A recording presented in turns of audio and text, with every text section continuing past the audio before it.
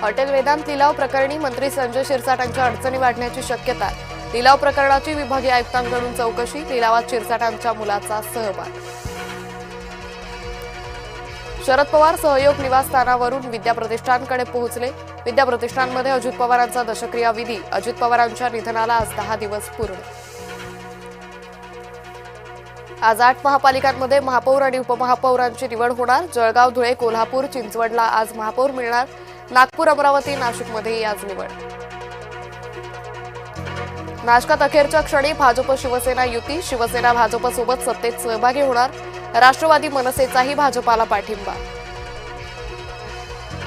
नाशिकमध्ये निवडणुकीच्या पार्श्वभूमीवर राष्ट्रवादी काँग्रेसमध्ये गोंधळ. राष्ट्रवादीचा भाजपला बिनशर्त पाठिंबा.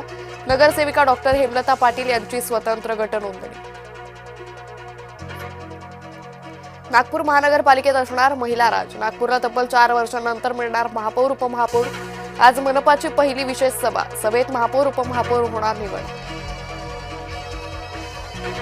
मुंबई महापालिकेतील भाजपच्या कार्यालयाचं आज उद्घाटन. मराठमोळ्या पद्धतीनं कार्यक्रम पार पडणार. मुंबई अध्यक्ष अमित साटम, गटनेते गणेश खणकर यांच्या उपस्थितीत कार्यक्रम. सुनील तटकरेंना मीच निवडून आणलं. रामदास कदमांचा हल्लाबोल. भास्कर जाधव आणि तटकरेंमध्ये काहीच फरक नसल्याचं म्हणत केली टीका. मला डिवचू नका, मी छत्रपतींची औलाद, कोणालाच सोडणार नाही. मी शिवेंद्रराजे भोसले. विरोधकांवर बरसले. विरोधकांच्या राजकीय कुरघोड्यांना शिवेंद्रराजेंचं थेट उत्तर. प्राथमिक अहवालापेक्षा ब्लॅक बॉक्स रेकॉर्डिंग अधिक महत्वाची. अजित पवार विमान अपघात प्रकरणी राधाकृष्ण विखेंची प्रतिक्रिया. संभाजीनगरमधील तरुण तरुणीचा व्हिडिओ व्हायरल. तरुण तरुणीला ओढत नेत असल्याचा व्हिडिओ. क्रांती चौक पोलीस हद्दीतील नागेश्वरवाडीतील घटना.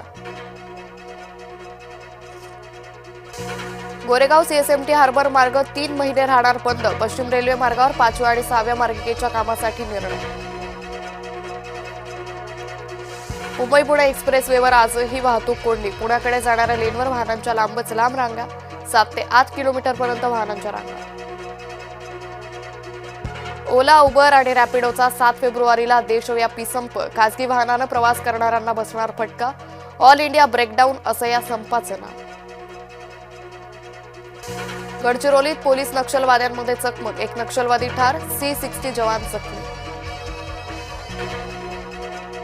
कशेळीतील फर्निचर मार्केटमधील 50 गोदामांवर कारवाई. शासकीय मालकीच्या जागेवर उभारली होती गोदाम. मेघालयात अवैध कोळसा खाणीत भीषण स्फोट. स्फोटात 18 मजुरांचा मृत्यू. खाणीत अजूनही काही जण अडकल्याची भीती. स्मृती आणि बंगळुरू सुसाट. दिल्लीवर विजयासह पटकावलं दुसरं जेतेपद. अंडर 19च्या फायनलमध्ये आज युवा टीम इंडिया समोर इंग्लंडचं आव्हान. टीम इंडिया 6व्यांदा विजेतेपदासाठी कसणार कंबर.